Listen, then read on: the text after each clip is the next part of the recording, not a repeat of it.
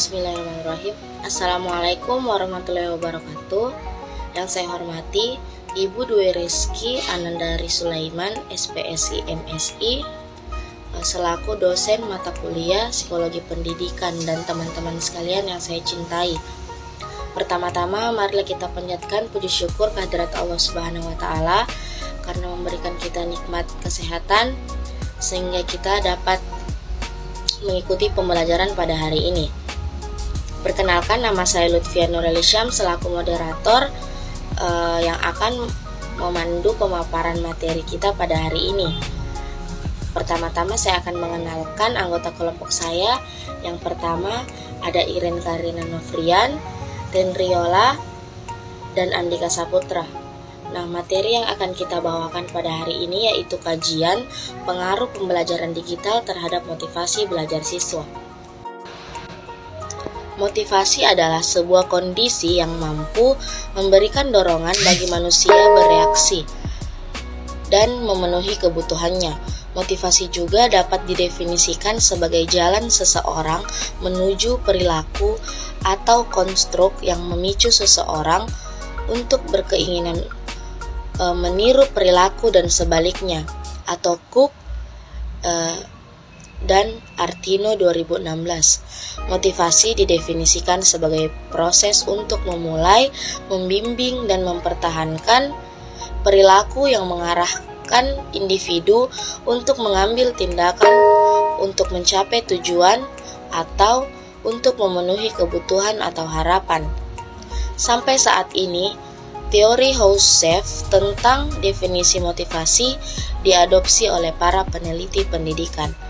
Baik, selanjutnya saya persilahkan kepada presentator kedua untuk melanjutkan materi. Rumusan masalah.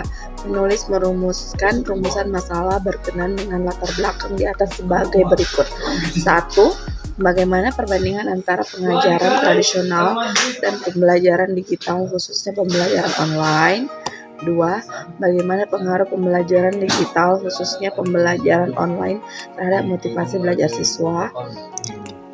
Pembelajaran digital. Di era di mana pengetahuan dan informasi berkembang dengan cepat, penerapan pembelajaran digital mencakup berbagai bidang dan industri berdasarkan posisi atau sudut pandang yang berbeda. Definisinya berbeda.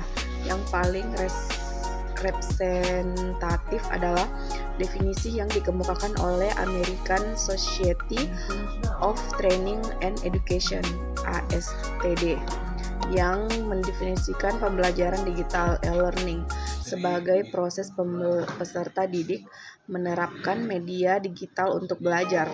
Media digital berisi internet, jaringan komputer, siaran satelit, kaset audio, kaset video, TV interaktif, dan lain-lain. Aplikasi tersebut meliputi pembelajaran berbasis jaringan, pembelajaran berbasis komputer, ruang kelas virtual, dan kerjasama digital. Oakley tahun 2012 menganggap pembelajaran digital sebagai alat digital untuk memperoleh bahan ajar digital untuk aktivitas pembelajaran online atau offline melalui jaringan kabel dan nikrabel. Baik, terima kasih atas kesempatan diberikan. Langsung saja bagian B, perbandingan antara pengajaran tradisional dan pembelajaran digital. Backernam 2011 menunjukkan berbagai perbedaan dalam isi bahan ajar, saluran pembelajaran, dan metode praktik antara pengajaran tradisional dan pembelajaran digital. Misalnya, konten pembelajaran yang berfokus pada kenyamanan dan fleksibilitas cocok untuk pembelajaran digital, sedangkan pengajaran tradisional lebih baik untuk kursus yang membutuhkan operasi praktis atau kerja tim. Berikutnya bagian C, motivasi belajar. Motivasi belajar merupakan mediator antara rangsangan dan reaksi. Dengan kata lain, motivasi belajar adalah pendapat individu pembelajar tentang urusan dan pelajaran akan menyajikan kebutuhan perolehan pengetahuan yang berbeda karena pendapat yang berbeda.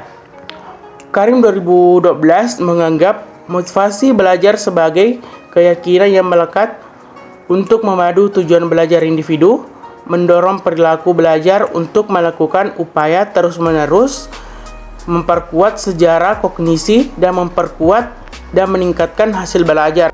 Selanjutnya bagian D, yaitu pengaruh pembelajaran digital terhadap motivasi siswa.